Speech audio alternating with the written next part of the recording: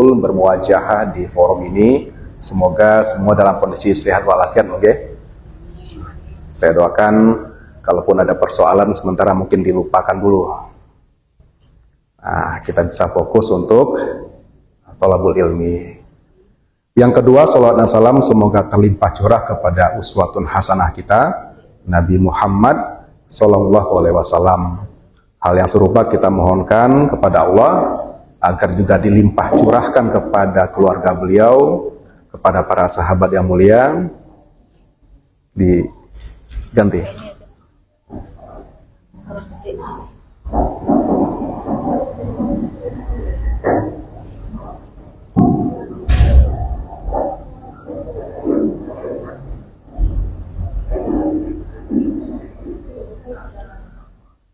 Salawat dan salam semoga terlimpah kepada uswah hasanah kita Nabi Muhammad Sallallahu Alaihi Wasallam.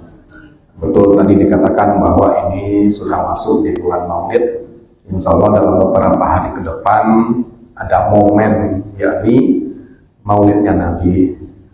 Ibu-ibu yang terhormat Allah, sebelum masuk kepada kajian, saya pribadi juga mendorong monggo ibu-ibu nanti bisa ikut bahasa Arabnya tadi disampaikan oleh Ustazah. Saya pribadi sampai sekarang juga masih belajar dan tidak pernah merasa puas, apalagi merasa pintar. Ini berbahaya kalau kita sudah merasa hebat. Nah, disitulah kita berhenti belajar. Padahal sejatinya pada titik itulah kita akan tertinggal dalam banyak hal. Ya, baik bahasa Arab, tahsin, tahfiz, dan lain-lain sebisa mungkin diikuti. Nah, kalau dikatakan bahwa bahasa Arab itu kaya, memang betul. Itu sebagai suatu realita. Dan kalau dikatakan bahasa kita itu agak sedikit miskin, ya, itu juga suatu realita. Makanya saya bilang ke istri itu, kalau bahasa Indonesia dikatakan miskin, kayaknya betul deh. Kenapa? Karena kata-kata cantik, anggun, rupawan, baik, itu bisa diganti dengan satu kata saja, kamu, gitu. Tapi ini cukup menggombalnya ke istri masing-masing aja ya. Jangan di medsos, nanti menimbulkan fitnah. Nah, ibu-ibu yang dirahmati Allah, saya diminta untuk bisa berbagi. Judulnya bahagia bukan tergantung likes. Saya rasa judulnya sangat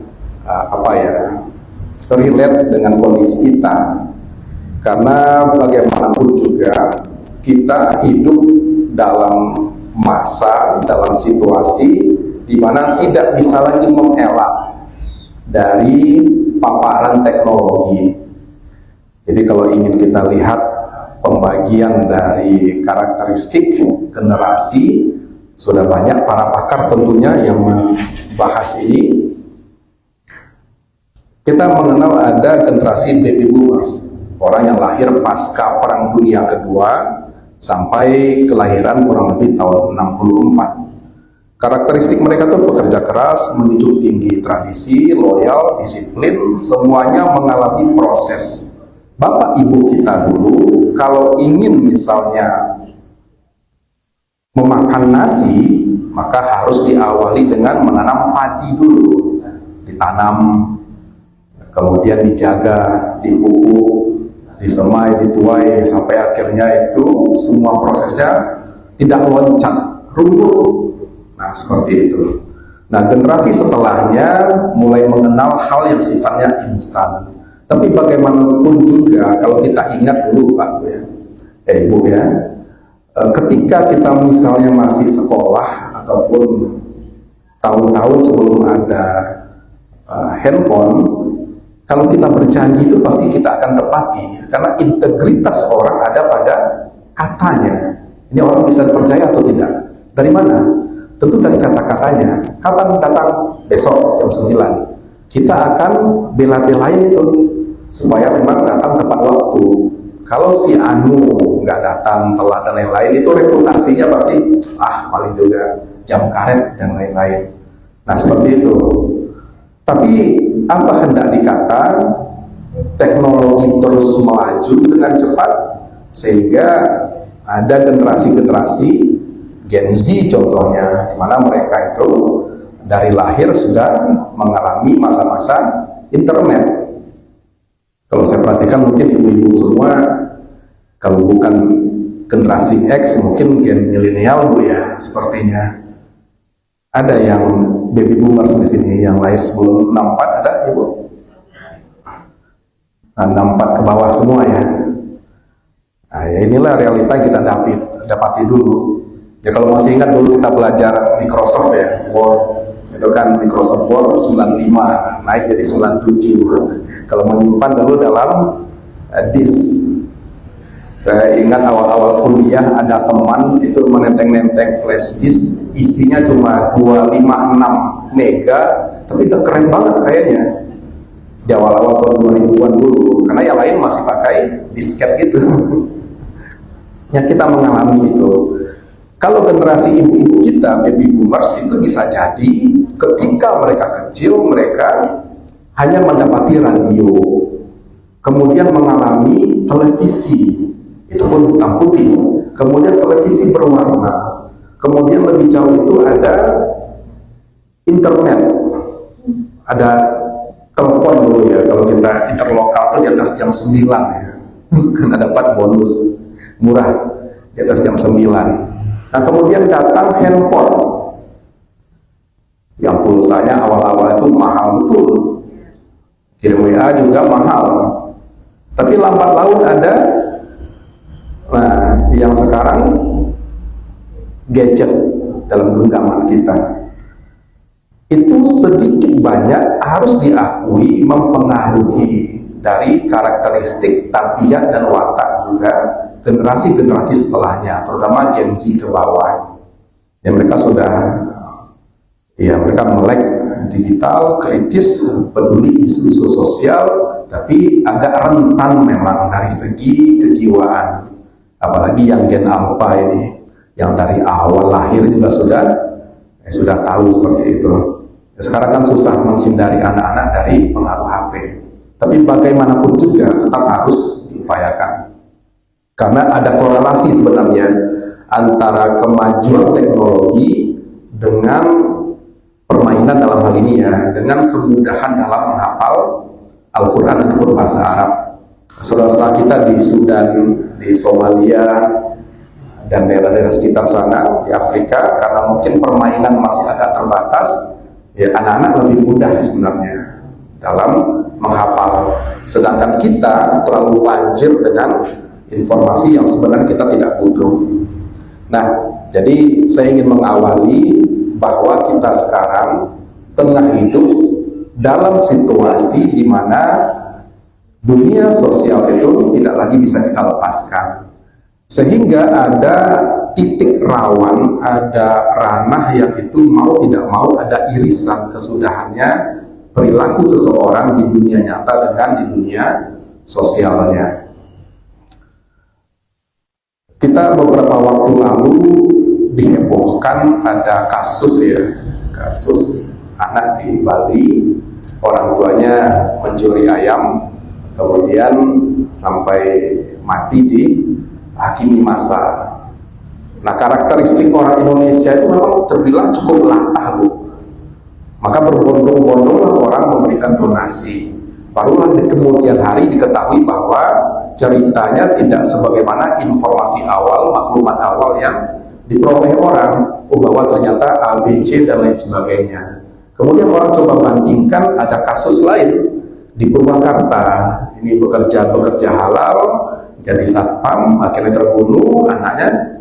Nah, itu lebih minim bantuan donasi dari netizen kepada keluarga ini. Nah, itu realita. Kita sudah dengar seperti apa tanggapan psikolog, kita juga sudah dengar tanggapan dari kriminolog, tapi pandangan Islam seperti apa sih? Nah, seperti itu. Ataupun belakangan, ini momen mau Agustusan, ada tukang cukur juga di Tangerang ya. Itu lagi asik-asik kerja, ditanyai, kenapa nggak pasang bendera dan lain-lain, itu viral lagi. Nah, kita juga sudah dengar pendapat dari berbagai bidang, tapi bagaimana pandangan Islam? Ini menjadi penting, Karena fungsi agama itu sebagai mu'alajah lil masyakalil insan. Jadi pemecah persoalan problematika manusia, sejatinya begitu. Sehingga apapun problematikanya, Islam punya solusi atau jawaban atas hal demikian. Dan sejatinya lagi, sebelum kita melakukan sesuatu, kita harus mencari tahu dulu. Ini kira-kira bagaimana ya pandangan Islam terkait hal ini. Nah, begitupun konteksnya dengan fenomena likes ini. Fenomena likes, kalau di likes orang menjadi senang, kalau di like tidak di likes itu orang juga masih bertanya-tanya apa ada yang salah, kok belum direspon dan lain-lain. Nanti dicek lagi, sudah ada perkembangan belum, yang melihat siapa saja, oh Bu Anu ternyata melihat juga ya, dan lain sebagainya. Itu perilaku kita kan, yang memang ya realitanya kita rasakan sendiri, baik itu status WA, status di Facebook, kalau generasi yang agak lebih muda itu di Instagram ataupun di TikTok, ataupun ada apa namanya YouTube dan lain sebagainya. Nah, itu kita alami. Jadi bagaimana kita acap kali bisa dikatakan semacam haus akan validasi di era digital ini, yang membuat manusia itu jadi mudah untuk melakukan pamer atau mencari pujian. Dan jumlah likes, komen, subscribe itu seakan-akan menjadi ukuran dari kebahagiaan, popularitas, eksistensi, validasi, dan lain sebagainya. Nah, itu yang kita jumpai sekarang. Nah, oleh karenanya, hati kadang menjadi rapuh jika menggantungkan nilai diri kita itu, value-nya, pada manusia. Siapa orang yang baik? Orang yang disenangi oleh banyak orang, orang yang mendapat respon positif, itulah orang yang baik. Padahal belum tentu. Siapa orang yang sebaliknya, orang buruk, orang jahat? Pastilah orang yang banyak dihujat, dikata-katai di media sosialnya, padahal belum tentu juga. Nah, mudah-mudahan kita akan coba untuk menggali ini, dan di akhir nanti mudah-mudahan juga kita bisa memiliki sikap mengembalikan kepada syariat seperti apa dulu perkara dari persoalan ini. Ibu-ibu yang dirahmati Allah, ada yang berbahaya dari mentalitas haus validasi seperti ini. Antara lain, ini saya tidak tahu apakah juga dirasakan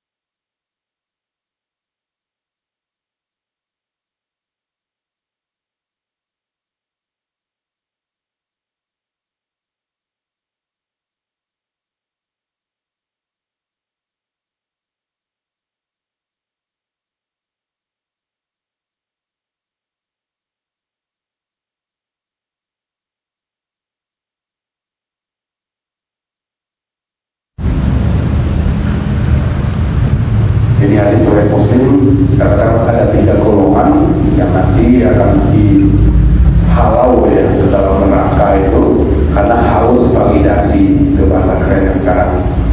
Jadi ada orang yang mati syahid, ada orang alim yang itu berilmu, dan ada orang yang dermawan. Nah, ketika dihadapkan kepada Allah, diriwayatkan memang demikian. Nah, kamu siapa? Ditanya. Kalau saya orang mati syahid, saya berjuang di jalan Allah dan lain sebagainya. Pengakuan dan perasaan dari diri yang bersangkutan. Yang dermawan juga gitu. Setelah banyak berderma, membantu ini itu dan lain sebagainya. Orang alim pun sama. Saya selalu banyak mengajarkan, menyampaikan ilmu. Murid-murid saya bertebaran di mana-mana. Sudah konkret berupa bangunan, berupa yayasan, berupa misalnya lembaga pendidikan yang saya hasilkan dan lain sebagainya. Tapi kalau hati ketika orang itu bohong kalian melakukan itu bagi yang syahid hanya untuk disebut, dicap, dapat predikat sebagai orang yang mati syahid, dan kamu telah dapat itu di dunia. Orang yang alim pun sama. Kamu melakukan itu semua hanya untuk dicap sebagai orang alim, dan kamu telah dapat itu di dunia.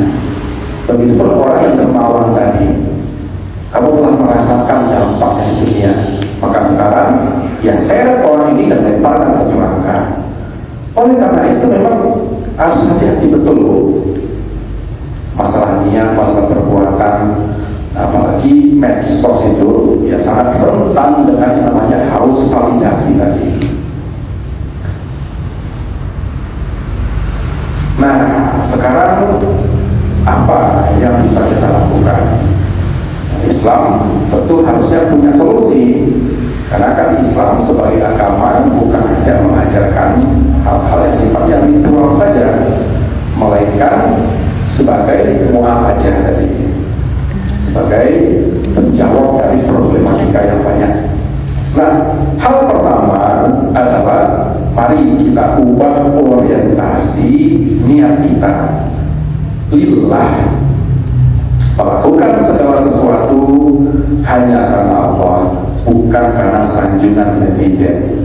Jadi kalau ibu-ibu merasa ini kebaikan, ini perlu disampaikan, ini perlu diunggah, ini perlu diposting, maka lakukanlah.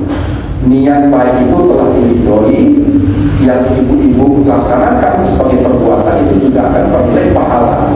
Apapun nanti reaksinya, kembalikan kepada Allah.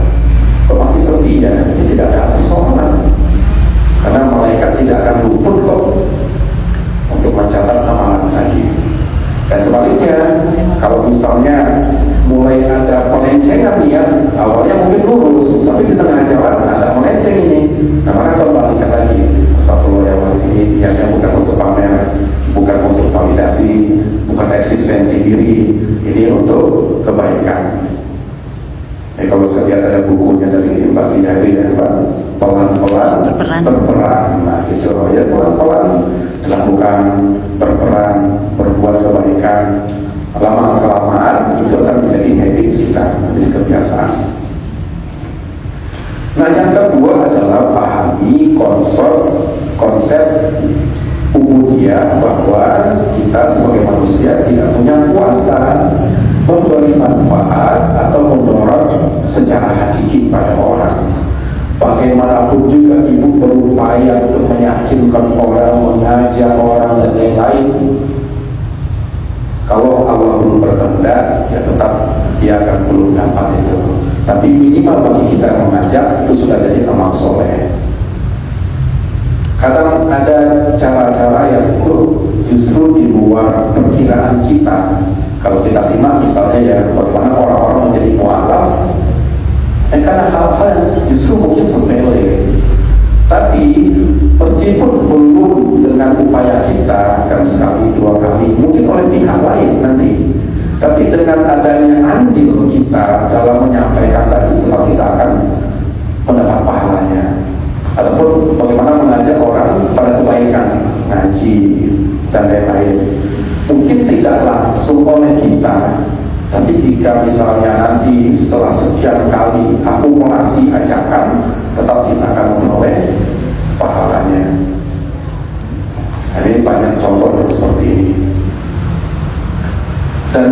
ketiga adalah muhasabah digital, jadi batasi waktu berkalikan diri saat menggunakan media sosial. Penting sekali untuk bisa melakukan muhasabah terhadap diri kita.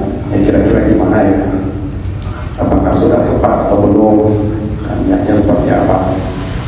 Nah, ini saya akan sedikit lebih panjang di sini, karena muatannya justru di sini. Izin minum dulu ya.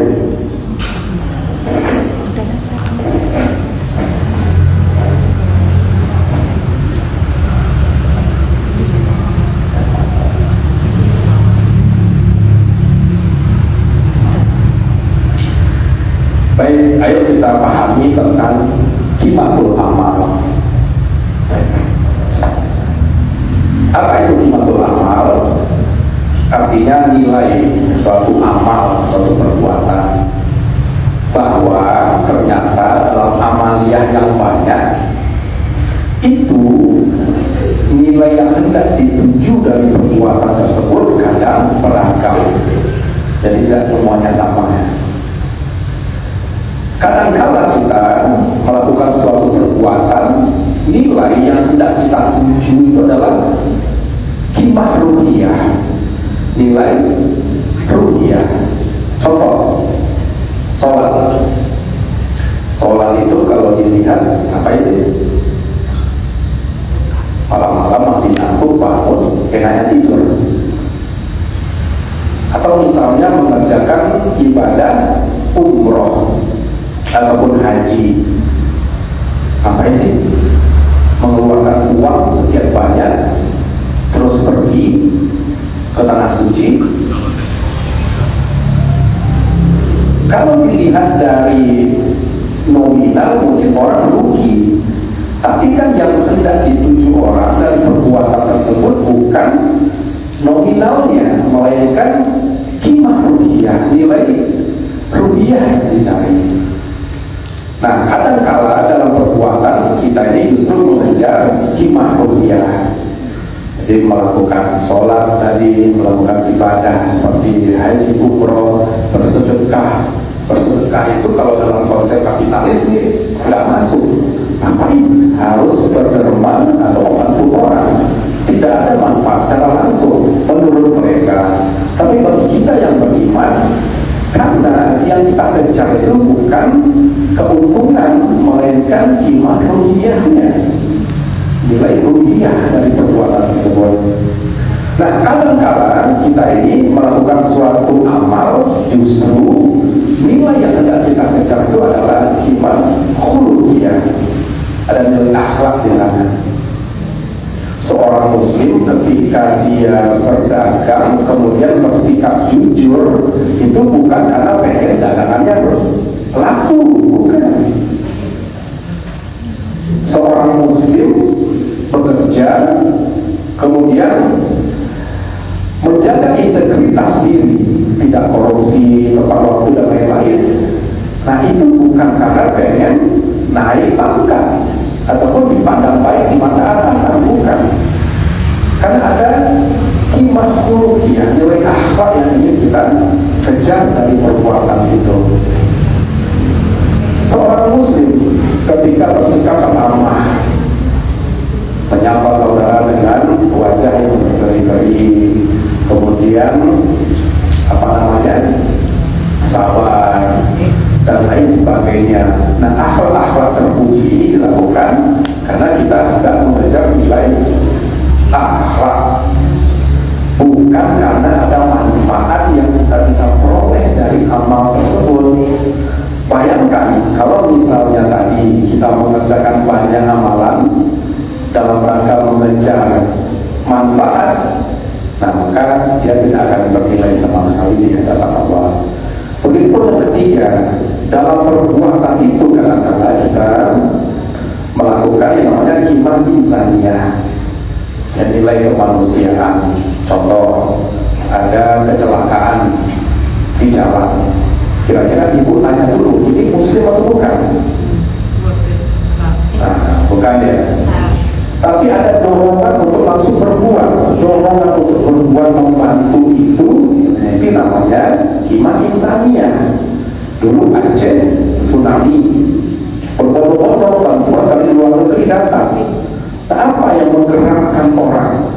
Itu bukan faktor agama, tapi faktor kemanusiaan tadi. Aduh, kasihan, jangan manusia, binatang saja kita kasihan itu. Aduh, ada ya suatu monyet di kebun binatang di Jepang itu yang tidak diterima oleh komunitasnya, sehingga dia harus memangku boneka. Aduh, kasihan ya. Kan demikianlah memang alamiahnya. Itu binatang, apalagi kalau misalnya melihat kondisi di Gaza, harusnya lebih tersentuh lagi. Itu orang kok sedemikiannya diperlakukan melebihi kejamnya perbuatan kepada binatang. Kalau dia masih manusia, tentu kimat insaniah dia akan bergolak di sana. Tapi Islam mengajarkan sebagai seorang muslim, kita juga diperkenankan mengejar, terobsesi kepada kimat madiyah, yaitu nilai materi. Jadi sah-sah saja bagi seorang muslim untuk mengejar nilai materi. Contoh, tujuan perdagangan apa? Mencari untung. Tujuan dari perdagangan itu mencari untung. Nah, kan terbayang kalau misalnya ambil semua, justru nilai materinya tidak akan bisa kita peroleh, dan itu sah kok. Tapi dalam perdagangan tadi, ada orang nggak mampu terus kita bantu, nah itu pasti bukan kimat madiyah yang kita lakukan. Dalam konteks itu mungkin kimat ruhiyah mungkin, atau karena insaniyah mungkin, dan lain sebagainya. Jadi sah-sah juga seorang muslim itu mengejar kimat madiyah, nilai materi, mencari untung, mencari laba, mencari misalnya penghasilan dan lain sebagainya. Itu semua juga hal yang sah. Nah, catatan pentingnya adalah jangan keliru dalam menentukan kimatul amal ini. Kalau ibu beribadah ke tanah suci, uang habis kalau niatnya untuk pamer, himah yang dikejar itu himah insaniah misalnya, ini ya repot bu, susah kita. Begitupun dengan di media sosial, kalau misalnya niatnya bukan untuk memperoleh pahala, akan bernilai sia-sia. Jadi tempatkanlah amal sesuai dengan himahnya.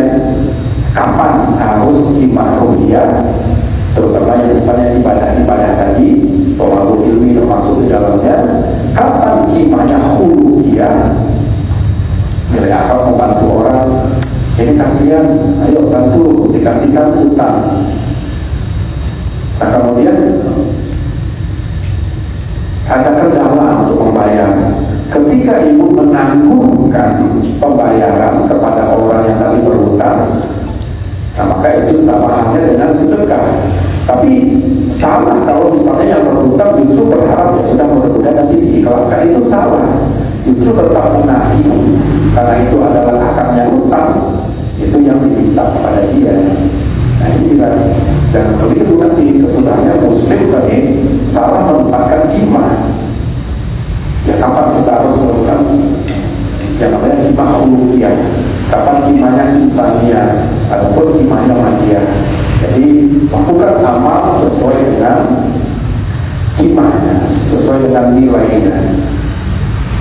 Nah, sehingga postingan-postingan amal kita ada misalnya aspek negatif, sengaja merekam saat bagi-bagi sedekah agar dipuji, dermawan, ditolong, komentar misalnya. Nah, ini satu hal yang negatif, maka wajib dihindari. Yang positif apa? Bersedekah diam-diam misalnya, atau jika di-upload pun niatkan murni untuk edukasi, mengajak orang lain tanpa risau jika sedih menonton, atau jika pun misalnya memperoleh komentar-komentar yang tidak patut, jangan terprovokasi. Saya ingat betul dulu awal-awal kuliah itu belum ada Facebook, dulu Friendster ya. Ibu-ibu ada juga yang Friendster dulu. Tahun 2000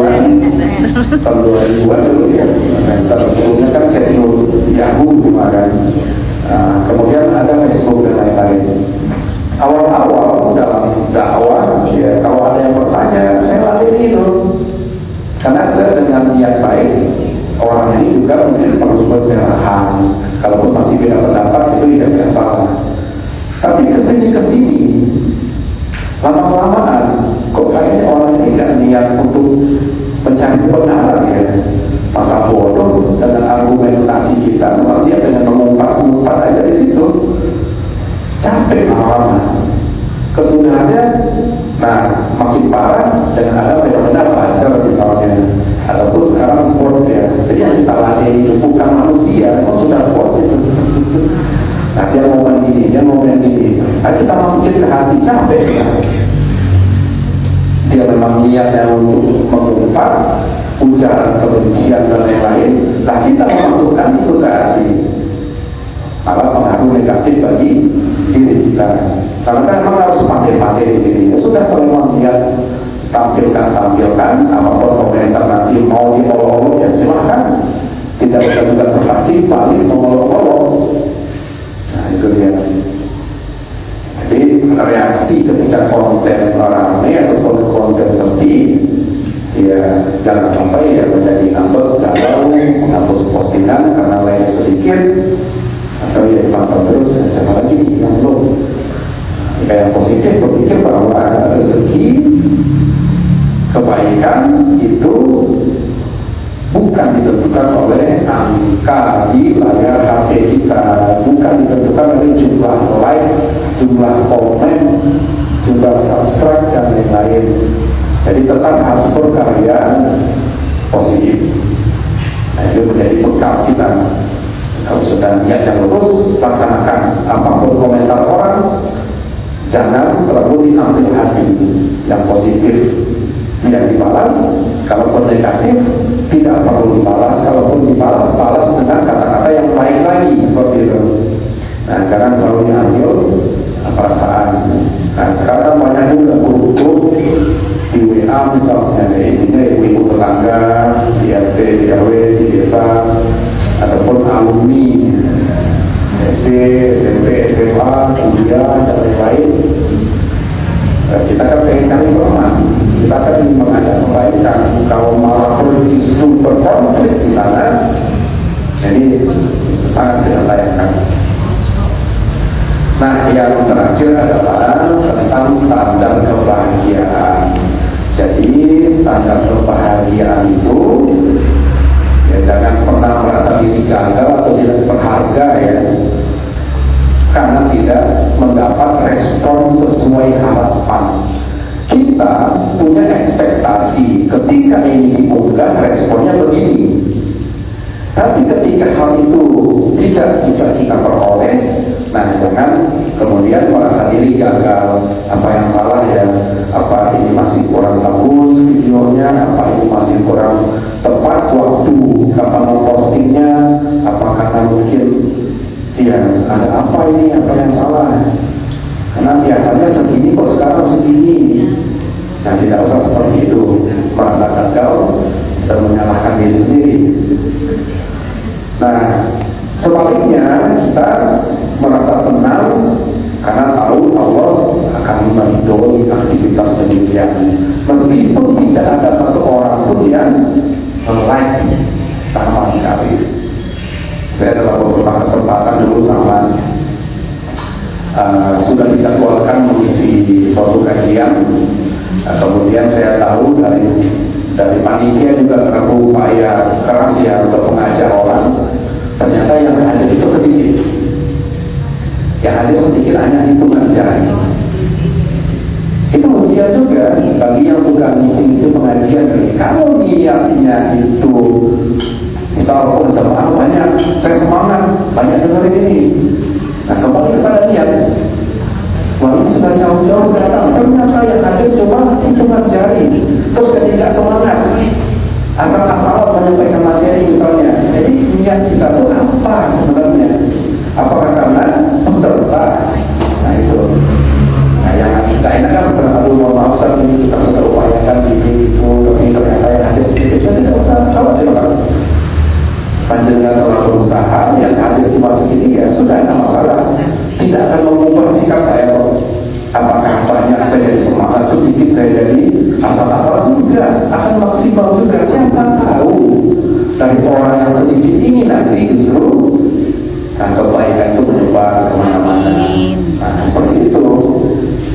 Tentu itu sikap diri. Jadi kita dalam agama mengenal yang namanya standar kebahagiaan itu, makna sa'adah itu adalah halal haram, bukan asas manfaat ataupun lain sebagainya. Kapan kita merasa bahagia sa'adah itu? Ketika Allah ridho. Itu standar kita, bukan standar yang lain. Bagi yang selain Islam bisa jadi standarnya akan berbeda-beda. Orang Islam pun kadang tergelincir dari segi standar ini. Jadi standar bahagia itu ketika Allah ridho, hal haram sebagai patokan rambu-rambunya. Kalau Allah ridho, meskipun manusia semua memandang milik, tak jadi persoalan. Tapi takutlah kalau Allah tidak ridho, meskipun kita disanjung-sanjung orang, oh ibu orang baik, ibu ini itu dan sebagainya, di kacamata manusia. Kalau Allah tidak ridho, percuma, bangkrut kita nanti. Nah, ini menjadi penting mengembalikan standar kebahagiaan, makna sa'adah itu kepada ridho Allah Subhanahu wa Ta'ala, bukan kepada yang lain, bukan juga asas manfaat. Ketika bermanfaat maka ini adalah baik, ketika tidak bermanfaat maka itu adalah buruk. Bukan, standarnya adalah halal haram. Kalau standarnya manfaat, gawat nanti. Karena banyak yang sifatnya kemaksiatan tapi ada manfaat di dalam itu. Apakah itu yang tidak kita kejar? Nah, tentu tidak. Jadi mengembalikan standar kebahagiaan itu, kapan kita merasa bahagia, kapan kita merasa sedih, kapan kita merasa kecewa dan sebagainya, kepada ridho Allah Subhanahu wa Ta'ala, bukan kepada standar yang lain. Makanya kan kalau bagi orang-orang kapitalis ya, yang namanya bahagia itu ketika kebutuhan jasmani itu diperoleh seseorang. Dan mungkin itu ada orang miskin merasa bahagia, itu menipu diri sendiri kan, itu seolah. Tapi dalam kita mengenal konsep barokah. Bisa jadi memang bersahaja, sederhana, tapi ada keberkahan di dalamnya sehingga hidupnya lebih tenang. Kalau dalam pandangan orang luar, nggak mungkin pernah ceritanya, nggak punya mobil, nggak punya rumah, masih kontrak misalnya, nggak bisa pelesir ke luar negeri, tapi merasa sok-sok bahagia, paling cuma kamuflase. Tidak seperti itu. Islam menyandarkan bahagia tadi bukan dari segi materi. Apakah orang kaya pasti bahagia? Sebagian besar iya, karena itu bisa menopang. Kita tidak bisa menafikan juga. Maka tadi kita katakan ada iman dia. Sebagai muslim kita tidak haram, tidak terlarang untuk mengejar materi. Dunia ini dihamparkan untuk kita. Orang yang gak sujud Allah kasih materi, apalagi kita. Nah, mustahil Allah akan menyia-nyiakan hambanya yang beriman. Tapi bagaimana seorang itu bisa ridho terhadap pemberian Tuhannya? Ini yang tidak kalah penting. Dan solusi dan juga ketenangan hati hanya bergantung kepada Allah. Hadis riwayat Tirmidzi katakan kita diminta fokus kepada akhirat. Jika seorang fokus mencari ridha Allah, Allah akan buat hatinya merasa kaya dan tenang. Sebaliknya, jika fokusnya untuk mengejar dunia, seperti angka, algoritma ya dalam medsos itu, hidupnya akan merasa kekurangan dan cemas. Rasa cemas ini yang repot sekarang. Kecemasan itu mengakibatkan orang tidak bisa tidur nyenyak. Kecemasan itu juga mengakibatkan orang selalu was-was, takut-takut nanti begini, takut-takut begitu, semua dicemaskan. Kecemasan ini justru menjadi bisnis yang sangat menguntungkan. Berapa banyak mengucur dana dengan menjual kecemasan. Nanti kalau ada huru hara seperti apa, nah, kami menjamin keamanan. Nanti kalau misalnya ada pencuri di mana, nah, maka ada petugas keamanan dan sebagainya. Jadi kok sangat tinggi. Cemas anak di mana ya sekolahnya, cemas suami di mana ya dengan pergaulan di kantornya. Jangan-jangan sekarang kan ini itu, apalagi sudah banyak ini di medsos. Ada dulu mau ASF dulu ya, hampir semua istri-istri ikut curiga memeriksa HP suami-suami, kadang-kadang disembunyikan dan lain-lain. Kecemasan, cemas ini cukup nggak ya untuk nanti pulang.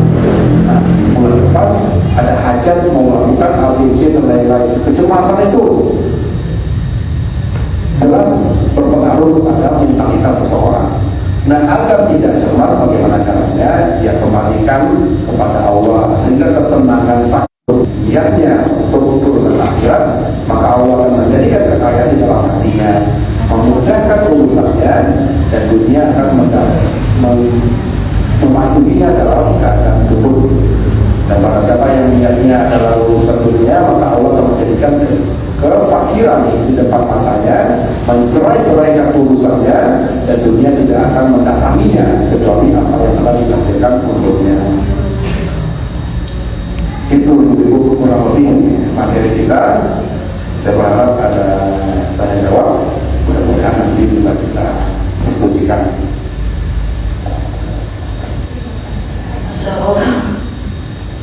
Alhamdulillah, Masya Allah, tabarakallah, ya ilmunya saking semuanya ya ibu-ibu ya.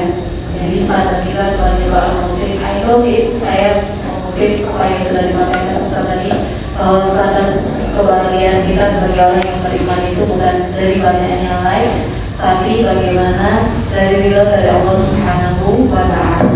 Baik ibu-ibu, apa ada pertanyaan untuk kajian kita hari ini? Silakan ditanyakan.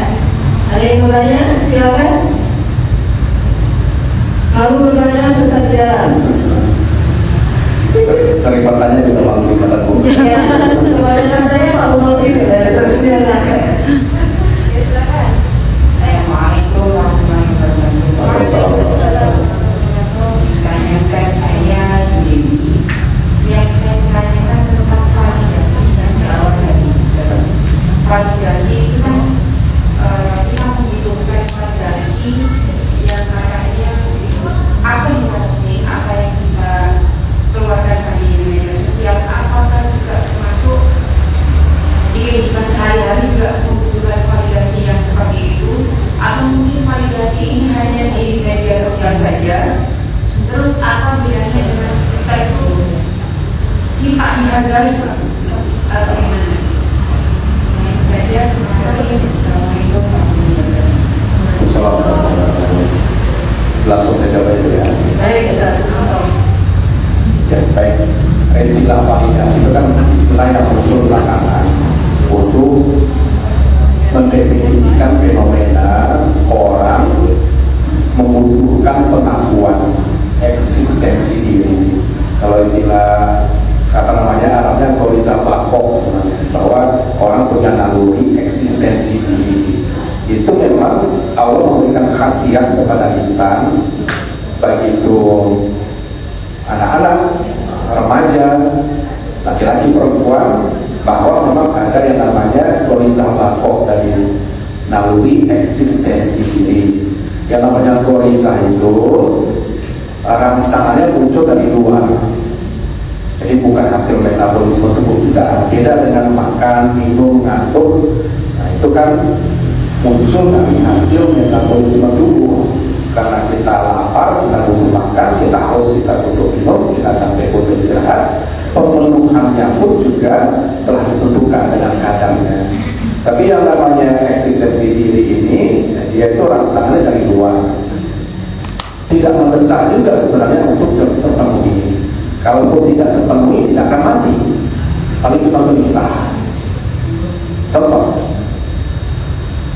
kebutuhan komunikasi. komunikasi, butuhnya handphone itu satu. Tapi ketika misalnya pendengar disodori dengan iklan, jalan-jalan ke mall nampak lagi, nah itu bisa bergejolak, itu jadi pengen lagi. Kita sudah makan, kalau makan itu kebutuhan jasmani. Tapi kalau ketika kuliner malam, jalan-jalan pengen lagi, tadi sudah makan pengen lagi. Nah pengennya itu sebenarnya jatuh kepada horizontal platformnya, pengen nyobain, katanya enak dan lain-lain, katanya tempatnya nyaman. Nah seperti itu. Nah agama tidak melarang adanya eksistensi diri tadi, tapi mengatur seperti apa pemenuhannya. Nah oleh karena itu, sebagai seorang muslim yang baik, ketika hendak melakukan tindakan eksistensi diri, standarnya hal-hal tadi. Yang pertama, yang kedua memang bagaimana syariat mengatur.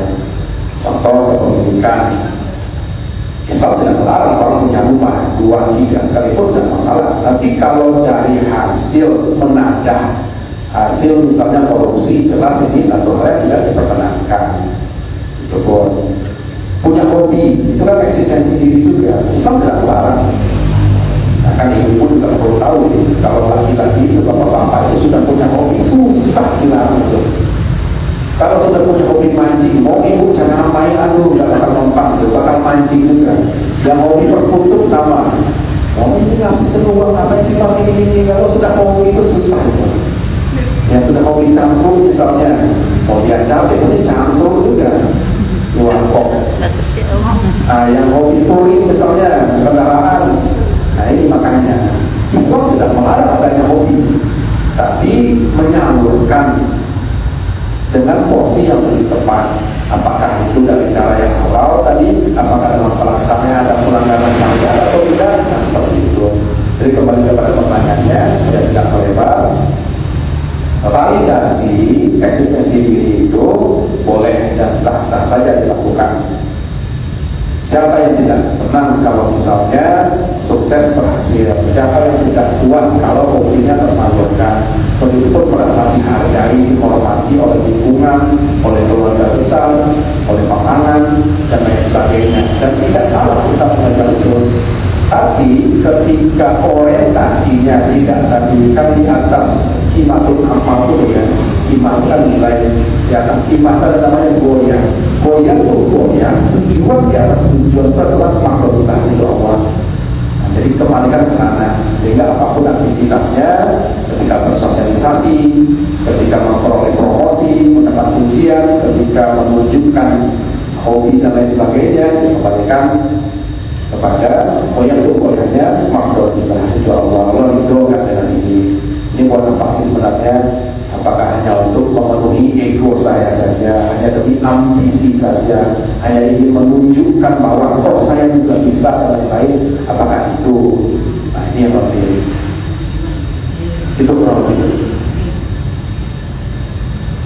Baik, jadi tergantung dari niat ya, semuanya tujuannya baik. Baik, kalau bisa menjawab ya Pak. Alhamdulillah, barakallahu fiik. Selanjutnya silakan Ibu.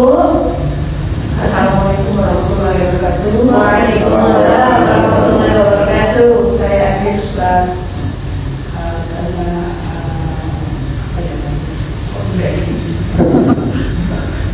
karena di Al-Akbar itu setiap jam 2 jam setengah 3 itu pasti monggo tahajud, salam tahajud. Apakah ini juga termasuk riya? Terus yang kedua, saya kan dapat postingan tuh bagus-bagus, ketemu alam itu saya kasih. Begitu selesai pasti saya hapus atau lemok. Terus saya nggak pilih dipuji seperti tadi, jadi waktu ini berbagi. Apakah juga termasuk itu juga yang tadi itu? Terima kasih. Assalamualaikum warahmatullahi wabarakatuh. Waalaikumsalam warahmatullahi wabarakatuh. Iya, atau semua itu ya. Jadi perkara ikhlas, ria dan sunnah ini jangan diambil pusing, jangan dibikin jelibat definisinya begini, ini perkaranya ukurannya tidak demikian. Sebenarnya sederhana. Sebenarnya Rasulullah dan para sahabat dulu mempraktekannya sederhana sekali. Ikhlas adalah ketika niatnya memang nilai Allah, seperti itu saja. Niatnya Allah. Nah, ria ataupun sum'ah tadi ketika niatnya karena selain Allah, entah karena dilihat orang, entah karena misalnya ingin puji dan lain sebagainya. Nah, itu aja kuncinya di situ. Ketika misalnya ada ajakan, ayo bangun, sholat, bangun, dan sekian. Nah, apakah yang mengajak itu ria atau tidak? Tadi saya katakan itu kembali kepada hati. Tapi kalau tidak ada orang berbuat karena semuanya takut ria atau berbahaya oleh kita, mau apa jadi imam? Oh, nanti saya takut semuanya ada yang ada jadi. Iya kan? Tidak ada yang berinisiatif karena ragu-ragu. Nah, ini kuncinya. Ragu-ragu itu kadang dari setan. Itu kan setan itu menyelinap, membisikkan was-was ragu-ragu. Sudah kita tidak beramal. Kalau kita tidak beramal, justru disitulah kita rugi. Jadi kalau sudah punya niat, lakukan saja amal soleh itu. Ketika nanti mulai agak godaan menggelincir, balikkan lagi seperti itu. Dia mau ajarkan misalnya sholat tahajud ataupun misalnya pesan-pesan bijak misalnya, dia luruskan aja niatnya untuk dakwah. Siapa tahu orang dengan itu bisa beramal soleh. Saya juga senang tulis, tapi agak jarang posting. Kalau ibu-ibu iman di medsos saya jarang saya posting iman. Saya merasa tulisan saya itu dari gaya bahasanya itu mungkin lebih dekat dengan gaya tulisan akademik sebenarnya. Nah, sementara teman-teman yang lain itu bahasanya lebih cair. Tapi setiap tulisan ada pembacanya. Ada justru orang beberapa ya, saya kan lihat tulisan teman, kok cuma gini sih? Tapi justru dengan yang saya pandang cuma gini itu lebih mengena untuk sebagian orang. Tulisan saya yang saya pandang bahwa ini harusnya lebih punya powerful, tapi ternyata nggak mengena bagi sebagian orang. Makanya apa pelajaran yang saya ambil? Oh iya, setiap tulisan itu, setiap ajakan itu punya pembacanya masing-masing. Setiap ceramah itu juga punya audiensnya masing-masing. Ada yang cocok dengan begini, ada yang tidak cocok dengan begini. Nah, jadi kembali lagi, kalau ada postingan ajakan, ya lakukan saja, luruskan niatnya, ikhlaskan. Jadi masalah ikhlas dia jangan terlalu jatuh pusing dan jangan justru jadi was-was dan tidak beramal. Setelah setan menyelinap membuat kita jadi ragu-ragu. Itu. Jadi sepakatnya itu adalah satu pada hati kita, kemudian niat kita kepada Allah SWT. Karena kan niat yang tahu kita, atau malaikat itu kita tahu ya Ustaz ya. Hanya Allah sama kita yang tahu. Jadi kalau ada kebaikan maka harus segera dilaksanakan. Kalau memang kita terjadi, kalau manusia memang begitu ya. Banyak itu berizinnya, makanya harus istighfar. Insya Allah kalau banyak menginspirasi jawaban Ustaz hari ini. Ada lagi ibu? Apa lagi mungkin? Oh baik, apa tadi? Kalau perempuan apa tadi? Kalau laki-laki apa tadi? Ada yang saudara. Ibu namanya siapa ibu? Nanti.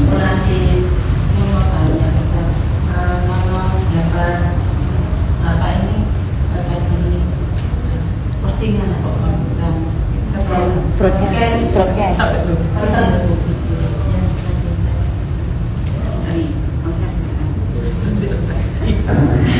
lupa. Dapat ini loh. Kok jadi ini loh kebanggaan itu loh Pak Ustaz. Iya. Kita kita ucapkan apa gitu. Mungkin ada doanya biar nggak jadi doi Allah gitu, nggak sombong. Biar nggak jadi pujian. Doanya apa Ustaz? Yang orang semua puji, terus kita tidak terbangga pada diri kita sendiri. Kalau semua itu datangnya dari Allah Subhanahu Wa Taala.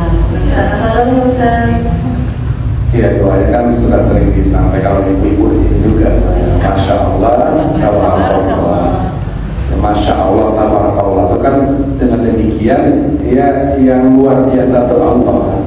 Kita memperoleh ini berkat anugerah dari Allah. Dengan mengembalikan begitu sekaligus juga meminimalisir dari pengaruh lain, misalnya dari misalnya lulus yang tidak niat yang tidak lurus dan lain-lain. Jadi masya Allah, tabarakallah. Dan itu hal yang mudah, bukan sesuatu yang terlarang juga kan. Jadi kalau terlalu banyak memuji kan katanya gombal ya. Nah kalau terlalu pelit pujian itu juga masalah. Bilang ke bapak-bapaknya, kadang sama sekali gak pernah mau memuji, kayak gengsi aja mulut itu buat mengucapkan terima kasih. Benar-benar. Palit itu susah amat. Masya Allah. Jadi ada lagi Ustaz tadi yang menyampaikan boleh nggak sampai yang begitu? Ada bifat Robi, sama aja itu. Iya. Makanya mau belajar bahasa Arab gitu ya. Hanya cukup itu aja ya. Iya, yang singkat itu ada bukan masalah. Nggak usah panjang nanti apa-apa. Ketika Nabi Sulaiman itu mengumpulkan seluruh yang dipimpinnya dari jenis manusia, dari jenis binatang, termasuk dari jenis jin sama-sama. Terus ditantang siapa yang bisa membawakan singgasananya Bilqis ke sini. Berkatalah Ifrit, saya berapa lama kan ditanya, berapa lama? Sebelum Tuhan meranjak dari tempat dulu Tuhan. Oh berarti cepat sekali. Tapi Nabi Sulaiman belum merasa puas. Itu kembali siapa yang lebih cepat dari itu. Maka mengacunglah seorang manusia sebelum Tuhan berkedip. Insya Allah sudah bisa di sini datang ke sana itu. Loh bagaimana bisa? Hazal min fadli Rabbi.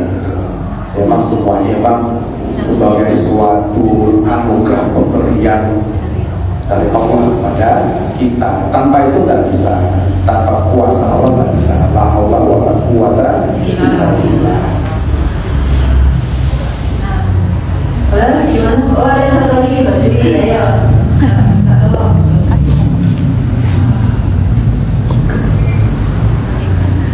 Ada ini Robi. Iya, bismillah. Ustaz, kalau untuk yang sekarang yang geram itu kan kayak konten kreator seperti itu ya. Untuk konten kreator. Oh iya. Iya. Itu kan otomatis memang butuh validasi ya Ustaz ya. Nah itu kira-kira iya itu apalagi kalau ada yang kalau misalnya kayak di FB Pro sekali itu kan malah yang pamer-pamer gaji kayak gitu, dolar kayak gitu kan. Nah itu apakah ini termasuk ria atau kembali lagi ke niatnya atau gimana ya Ustaz? Oh iya. Terus satu lagi itu ini Ustaz, ternyata itu kan sebenarnya ada untuk yang kayak buzzer gitu itu kan sebenarnya memang ada manajemennya ya.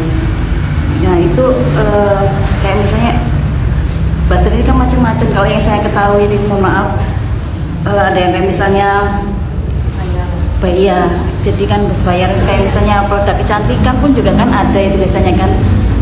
Mungkin kita masih ini ya. Ya maksudnya kalau hal seperti itu gimana ya Ustaz ya, kan memang dia iya untuk supaya memperlihatkan hal yang baik-baik kayak gitu ya Ustaz, kan jadi iya ini kayak gimana ya Ustaz yang menyikapinya, saya bingung. Iya jadi termasuk ria atau gimana Ustaz kalau hal seperti itu? Ada definisi lain itu flexing kan. Itu yang kita harus pahami. Jadi ketika orang dia itu bukan memamerkan sih, menunjukkan. Ini ada pameran dari si A, B, C dan lainnya menunjukkan misalnya buktinya. Apakah itu haus validasi? Ya tentu bukan. Justru itu masuk kepada kimah madiyah tadi. Bagaimana orang bisa yakin mendapat experience yang baik ketika orang belanja di tempat dia tunjukkan ini bukti ini itu. Nah itu tidak masalah kan, beda kalau dia kipas-kipas dengan uang bu ya. Kalau pengen ini itu beda lagi kan, kita bisa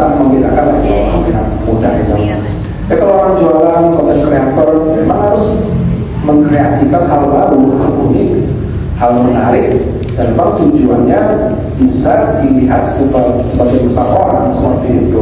Salah kan? Tidak salah, karena memang ya demikianlah.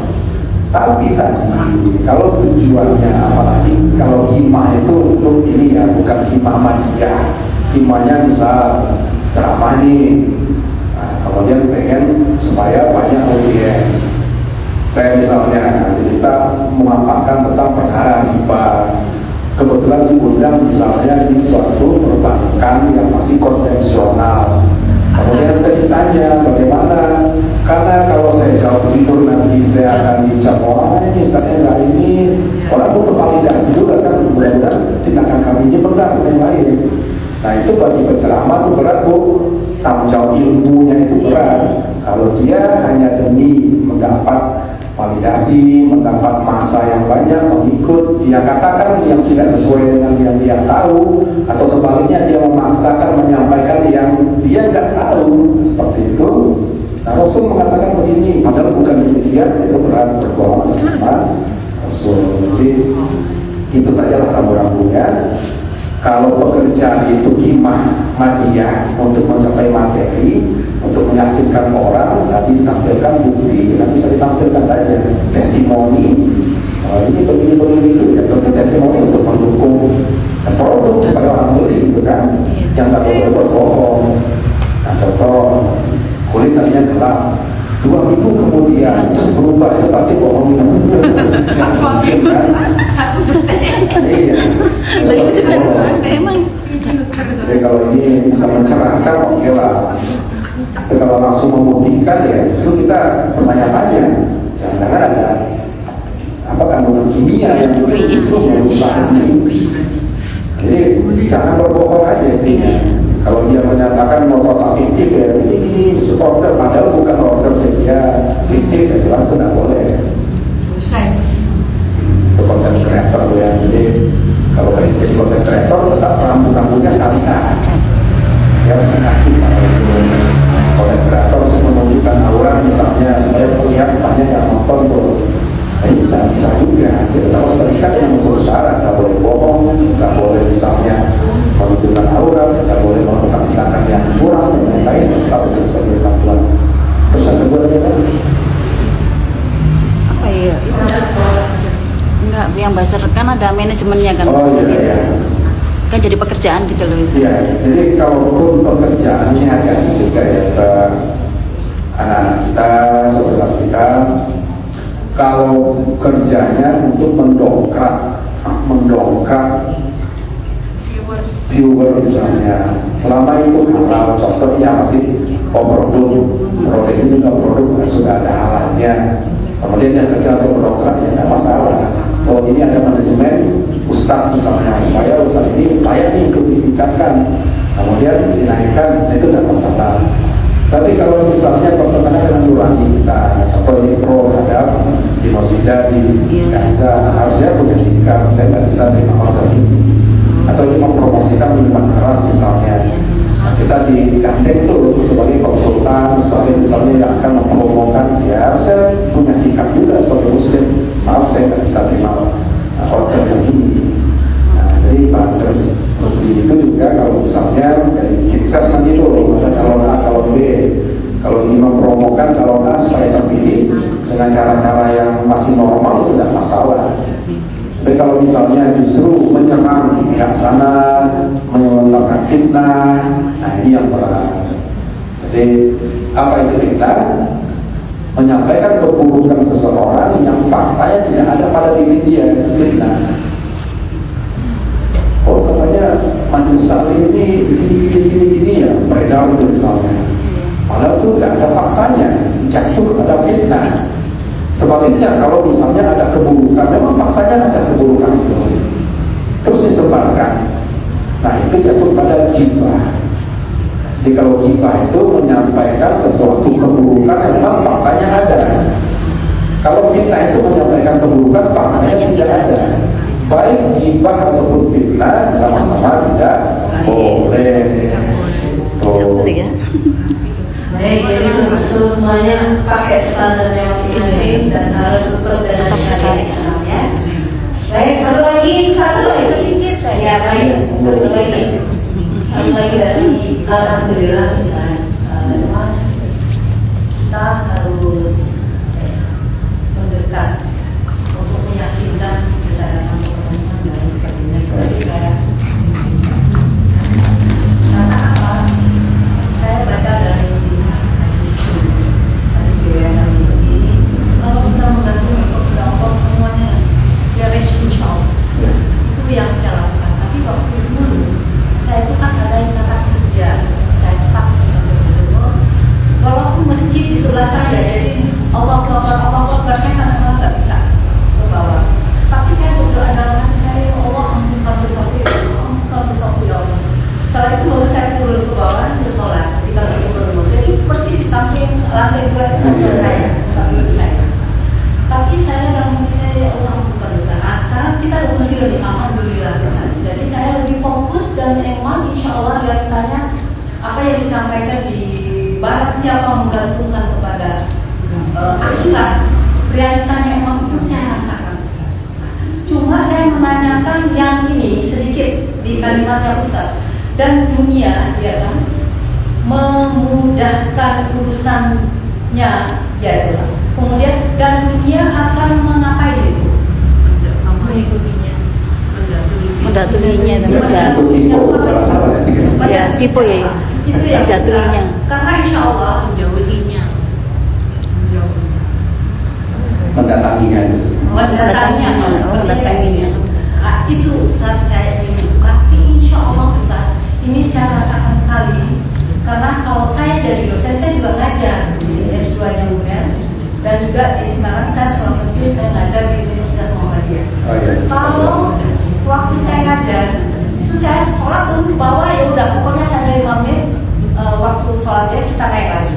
Siapa enggak saya langsung melanjutkan lagi. Perbedaannya itu terasa Ustaz. Walaupun kita di pas-pasan tapi pas butuh ada, pas butuh ada, benar itu saya rasakan. Itu aja Ustaz cuma untuk yang tadi kalimat. Jadi terima kasih Ustaz. Assalamualaikum warahmatullahi wabarakatuh. Jadi dikonfirmasi ya Bu. Akan ini apa namanya koreksinya. Baik, saya rasa cukup sekian ya Ibu kajian kita hari ini. Ustaz mungkin ada yang mau sampaikan lagi untuk di dalam pertanyaan ini, kalau ya Ustaz. Ya, sebagai ya. Alhamdulillah bisa berbagi pada ibu-ibu pada pagi hari ini. Kita wajib bersyukur ibu semuanya. Tadi juga ibu yang terakhir, Allah masih beri usia, masih beri umur, terbayang kalau bisa kita membayangkan nanti bisa pensiun kayak kita masih muda, kita pengen beramal ini itu belum kesampaian. Makanya nanti di dalam kubur itu ibu-ibu semua akan menyesal, semua pasti menyesal. Tapi tingkat penyesalan itu ada 3. Yang pertama, yang tingkat penyesalannya itu rendah. Jadi orang yang telah banyak beramal baik di dunia sekalipun tetap menyesal. Ya Allah, coba dulu bisa lebih lagi dari itu penyesalan yang rendah. Tapi ada yang penyesalan itu sedang, yakni orang yang lalai, abai, terlena dengan dunia, tiba-tiba sudah mati. Namun pun Allah masih beri kita kesempatan ya, masih diberi kesempatan, diberi umur, peluang, mari dimaksimalkan untuk beramal soleh. Ya kapan lagi kalau begitu menembus? Mungkin kita sebelum ini tersibukkan dengan urusan yang lain. Nah, yang penyesalan paling berat tentu saja orang-orang yang fasik, munafik, bahkan orang kafir yang selama di dunia itu tertutup hatinya, menolak kebenaran, meragukan bahwa akan ada hari berbangkit dan lain sebagainya. Tiba-tiba mati, disitulah dia betul-betul menyesal. Mari kita berdoa kepada Allah semoga diberi kekuatan dan diistiqomahkan dalam jalan ketaatan itu hingga ajal menjemput kita. Sekali doa. Ibu-ibu kali kita berdoa sama-sama terhadap ini sikap doa yang baik. Bismillahirrahmanirrahim. Allahumma ighfir lil muslimina wal muslimat wal mu'minina wal mu'minat al-ahya'i minhum wal amwat innaka sami'un qaribun mujibud da'wat ya qadir hajat. Rabbana zalamna anfusana wa in lam taghfir lana wa tarhamna lanakunanna minal khasirin. Rabbana la tuzigh qulubana ba'da idh hadaitana wa hab lana min ladunka rahmah innaka antal wahhab. Allahumma ighfir lana dzunubana wa liwalidayna warhamhuma kama rabbayana shaghira. Rabbana hab lana min azwajina wa dzurriyyatina qurrata a'yun waj'alna lil muttaqina imama. Rabbi habli minas sholihin, Rabbi habli minas sholihin, Rabbi habli minas sholihin. Allahumma inna nas'aluka salamatan fid din wa afiyatan fil jasad wa ziyadatan fil ilmi wa barakatan fil rizqi wa taubatan qabla al-maut wa rahmatan indal maut wa maghfiratan ba'dal maut. Allahumma hawwin 'alaina fi sakaratil maut wal najata minan nar wal afwa indal hisab. Nas'aluka ridhoka wal jannah wa na'udzubika min sakhatika wan nar. Allahumma salli ikhwanana fi Palestin, Allahumma salli ikhwanana fi Sudan, Allahumma salli ikhwanana fi sa'iril muslimina amma wa Gaza khassa. Rabbana atina fid dunya hasanah wa fil akhirati hasanah wa qina azabannar. Subhana rabbika rabbil izzati amma yasifun wa salamun alal mursalin walhamdulillahi rabbil alamin. Amin Allahumma amin. Semoga Allah menerima doa-doa yang sudah dilakukan Masya Allah, tabarakallah. Teman-teman semuanya, hari ini kita sudah belajar banyak dari Ustaz tentang bagaimana kita bahagia, bukan tergantung dari like atau suka dari kita semua. Asal-asal dan standar yang harus kita lakukan sebelum kita melangkah atau